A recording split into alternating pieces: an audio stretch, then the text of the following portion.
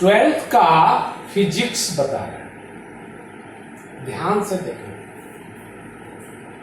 Twelfth के physics में हम बताए थे आपको डाइइलेक्ट्रिक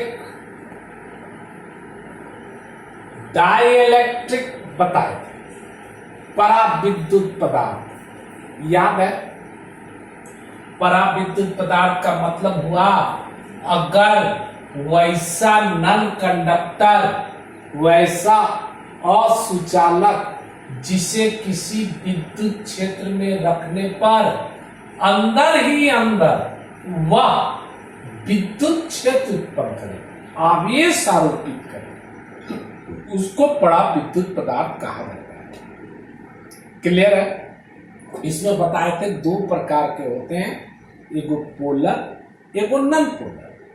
उसके बाद बताए थे कि किसी भी डाइइलेक्ट्रिक सब्सटेंस को अगर विद्युत क्षेत्र में रख दिया जाए तो क्या होता है, ये भी पढ़ाए थे पिछला वीडियो। बताए थे कि अगर नॉन पोलर माने ऐसे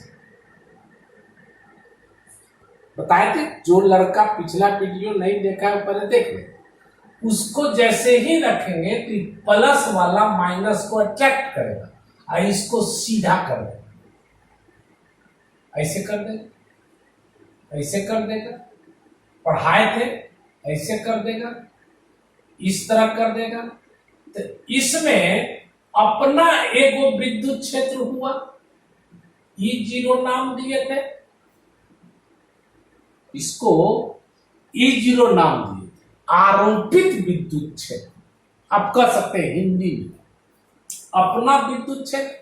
और इसको जो नॉन पोलर को रखे, नॉन पोलर जो विद्युत क्षेत्र में रखने पर पोलर की तरह बन गया, पढ़ाए थे। इसका अपना विद्युत क्षेत्र ऐसे उत्पन्न होगा, प्लस से माइनस की ओर, इसको कहते ईपी। अब बोले थे इसमें जो ई नेट होगा, ई नेट माने समानित विद्युत क्षेत्र, हिंदी में बोलो समानित विद्युत क्षेत्र होगा, ई होगा E0 माइनस ईपी। पिछला वीडियो बताया। हालांकि इसको हम ऐसे भी लिख सकते हैं, सिग्मा बटा epsilon not minus sigma P बटा एप्सिलॉन नॉट, ये भी लिख सकते हैं। क्लियर। ऐसे भी लिखा जा सकता है। लेकिन उससे पहले एक बात आज पढ़ावेंगे हम, आज बतावेंगे आपको डाइइलेक्ट्रिक कांस्टेंट। डाइइलेक्ट्रिक कांस्टेंट पहले इसको देखें तब बात करेंगे। डाइइलेक्ट्रिक कांस्टेंट,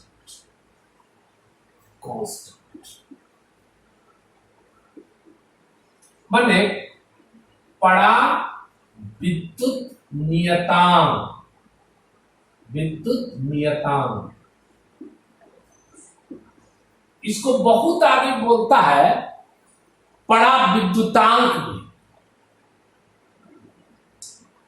याद रखना है किसी भी पदार्थ का पराविद्युतांक एक से ज्यादा नहीं हो सकता। पहला पॉइंट ये है, किसी भी पदार्थ का पराविद्युतांक एक से ज्यादा नहीं हो सकता, एक से ज्यादा नहीं हो सकता, नहीं हो सकता। इसको नोट कर ले किसी का। और ये जो पराविद्युतांक होता है इसको कहते हैं के। ई होता है E0 बटा ई। E0 समझते हैं। E0 का मतलब हुआ जो विद्युत क्षेत्र के अंदर आप रखे, किसको रखे, नॉन पोलर को। तो ये जो विद्युत क्षेत्र जो आरोपित विद्युत क्षेत्र उत्पन्न किया, इंड्यूस्ड इलेक्ट्रिक फील्ड, इसको कहेंगे E0। ई नेट, ई हुआ ई नेट, ई नेट हुआ, आपको अभी भी पिछला वीडियो में बताए थे, अभी बताया, E0 माइनस EP, ई हुआ ई नेट, ई बना, याद रहेगा। माने अगर कोई हमसे पूछे पराविद्युतांक किसे कहते हैं, मान क्वेश्चन है, तो इसको हम ऐसे डील करें, ठीक है, इसको नोट कर ले पॉज करके। पराविद्युतांक किसे कहते हैं, आप परिभाषा बड़ी खोजते हैं, इसको देखें, पराविद्युतांक किसे कहते हैं, देखें ऐसे देखें, किसी भी पदार्थ का पराविद्युतांक, किसी भी पदार्थ का पराविद्युतांक, पदार्थ का पराविद्युतांक, विद्युतांक, ठीक, आरोपित विद्युत क्षेत्र, आरोपित विद्युत क्षेत्र परिभाषा है, विद्युत क्षेत्र तथा समानित विद्युत क्षेत्र, समानित विद्युत क्षेत्र का अनुपात होता है, विद्युत क्षेत्र का अनुपात होता है। माने अंग्रेजी में इसको ऐसे लिखेंगे, अंग्रेजी में ऐसे लिखेंगे, the dielectric constant of any substances, आप लिख लीजिए, the dielectric constant, electric constant, constant of any substance, of any substance, substance is the ratio of, is the ratio of, is the ratio of induced, induced electric field and net electric field, net electric field, माने K बराबर E0 बटा E0 बटा, और नीचे लिख देंगे किसी भी पदार्थ का पराविद्युतांक एक से ज्यादा नहीं,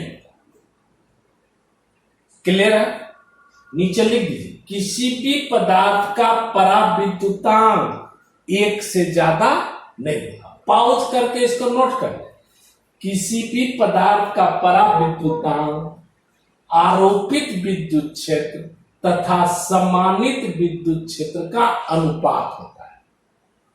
The dielectric constant of any substance is the ratio of induced electric field and net electric field, K बराबर E0 बटा E, नोट करें, पॉज करें और नीचे लिखे किसी भी पदार्थ का पराविद्युतांक एक से ज्यादा नहीं। लेकिन इतने से काम नहीं चलेगा, इसको समझना पड़ेगा, ठीक, समझना क्यों पड़ेगा, ये चर्चा का विषय है। इसके पीछे रीजन है कि कुछ लड़का हमको बताया व्हाट्सएप करके कि सर पढ़ने में मन नहीं लगता, क्या पढ़े कैसे पढ़े पता नहीं चल रहा, कुछ ऐसा सिस्टम बताइए जिससे हम पढ़ सकें। देखिए ध्यान से सुनिए, ये सब पढ़ना कोई बहुत बड़ी बात नहीं है, लेकिन आपको इस बात को समझना जरूरी है कि आप अगर नहीं पढ़ेंगे, ईमानदारी से बोल रहे हैं, आपका क्या होगा, सोच लीजिए। ये मत सोचिए कि सरकार आपको आके नौकरी दे देगी, आपके पास बहुत सा जमीन है खा लीजिएगा, वो सब कुछ नहीं, वो सब झूठ बात। हकीकत ये है कि अगर आप नहीं पढ़ेंगे तो नौकरी नहीं लेगी। वो माँ बाप जो आपको पैदा किया, जो आपसे असरा जोगे हुए कि हमारा बेटा हमारा कल्याण करेगा, हमारा देखभाल करेगा, उसका क्या? आप पढ़ाई के बहुत से सिस्टम थोड़ा सा देखो, यहां तक नोट कर लिए। एक होता है रीडिंग,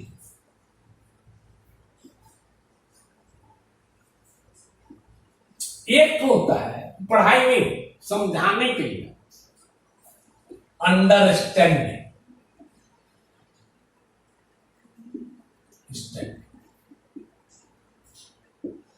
तीसरा होता है प्रैक्टिकल।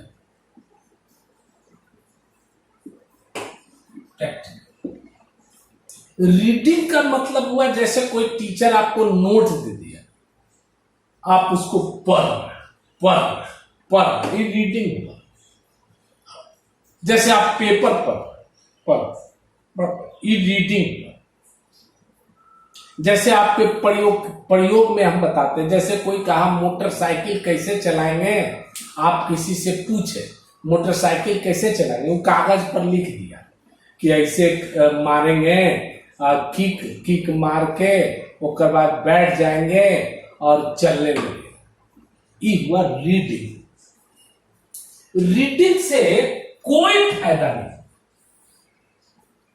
ये चीज थोड़ा बहुत आदमी के दिमाग में आता है। जो रीडिंग करता है, जो नोटबुक देखा पढ़ा, उसका फ्यूचर डार्क है, वो अब जमाना नहीं है रट विद्या वाला। दूसरा होता है अंडरस्टैंडिंग, समझ। ये टीचर आपको समझाता है क्या है। जैसे हम बताए पराविद्युता, चाहते तो परिभाषा लिख देते, कहते कि लिख लो। ये हुआ रीडिंग। जो आपको समझाए, या जो अभी तक पराविद्युतांक यहां तक लिखे कि किसी भी पदार्थ का पराविद्युतांक 1 से ज्यादा नहीं होता, उसके बाद अभी हम चर्चा करेंगे, वो अंडरस्टैंडिंग।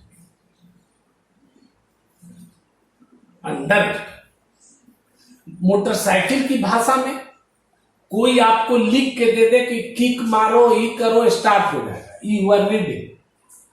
कोई आदमी क्या करे कि आपको कहे कि चलो, लिख के दे दिया और कहे कि चलो देखो हम की कैसे मारे, ऐसे बैठे, ऐसे क्लच है, देखो ये फर्स्ट गियर है, धीरे धीरे क्लच को छोड़ेंगे। ये हुआ अंडरस्टैंडिंग। Reading, understanding. तीसरा चीज हुआ प्रैक्टिकल। जो हम पढ़ाए, टीचर यहां तक कर देगा, जो हम पढ़ाए उसका प्रैक्टिकल करना, उसका हिसाब बनाना। ये तीनों चीजें अगर आपको आती हैं तो आप उस विषय को जानते हैं। आप क्या चाहते हैं? केवल रीडिंग हो। और आपका मास्टर क्या चाहता है? हाँ भाई केवल रीडिंग हो। इस बर्बाद हो जाएगी। अभी तो ठीक है, फलाना सर पढ़ा रहा है, फलाना सर पढ़ा रहा है, फलाना सर पढ़ा रहा है, अभी तो ठीक है, बचपन है आपका। लेकिन बाद में जब नौकरी चाकरी का सवाल उत्पन्न होगा तब आप पछताएंगे। बहुत से लड़के 12 करने के बाद कोटा गए, उनसे पूछिए क्या था, यहां क्या था, यहां से गए, उनसे रिपोर्ट लीजिए, तब आपको पता चले। अभी तो भाई हम इनके पद से, हम इनके पद से, हम इनके पद से, खाली आप प्रचार कर रहे हैं, एडवर्टीजमेंट कर रहे हैं। अपना एडवर्टीजमेंट कब कीजिएगा? अपना पढ़िएगा कब? माँ बाप जो असरा देख रहा है आपका, जो बड़ी दुलार रहा है आपको, उसका क्या? पढ़ाई पर बिल्कुल बिल्कुल ध्यान दें। हो गया? अब यहां तक लिखने के बाद आप एगो फोटो स्केच कीजिए। इसमें लिख दीजिए, जब किसी, जो पिछले वीडियो में बताया, जब किसी नॉन पोलर को विद्युत क्षेत्र में रखते हैं, लिखिए अपने से, लिखिए, लिखाना, लिखिए, कॉपी निकालिए। जब किसी नॉन पोलर को विद्युत क्षेत्र में रखते हैं, रीडिंग नहीं कीजिए, समझिए, कल भी समझाया। जब किसी नॉन पोलर को विद्युत क्षेत्र में रखते हैं, लिखे, तब वह पोलर में बदल जाता है। फोटो देख दिखा दीजिए, यहां पर दिखाइए, ई हुआ इंड्यूस्ड इलेक्ट्रिक फील्ड, माने प्लस माइनस के कारण विद्युत क्षेत्र उत्पन्न हुआ, induced electric field. Clear? Hindi में कहेंगे आरोपित विद्युत क्षेत्र। हिंदी में क्या कहेंगे? आरोपित। जब किसी नॉन पोलर को विद्युत क्षेत्र में रखा जाता है तो वह पोलर में बदल जाता है। लिखिए, पोलर में बदल जाता है, यहां फोटो दी, पोलर में बदल जाता है और अंदर ही अंदर एक नया विद्युत क्षेत्र उत्पन्न होता है जिसे आरोपित विद्युत क्षेत्र ईपी कहा जाता है। और ई नेट बराबर E0 माइनस, यहां दिखाइए, लिख दीजिए, के बराबर E0 माइनस ई बराबर E0 बटा E0 माइनस ईपी। क्लियर? हमारा बात ध्यान से समझिएगा, कोई आपका नहीं है, स्वयं आप है। कभी कभी तो हमको बहुत गुस्सा चढ़ता है, पूरा लॉकडाउन है, इसका मतलब क्या हमारा जीवन के साथ खेल रहे हैं? 2 साल के बाद सरकार खोलेगी तो कहां जाइएगा, कहां के रहिएगा? भैंस चरावे के अलावा कोई चारा नहीं रहेगा। इसलिए जोर लगा के पढ़ें, आपके साथ है, खुलेगा हिला के रख दिया जाए। ठीक? क्लियर है? यहां तक पढ़ ले, कल पढ़ेंगे।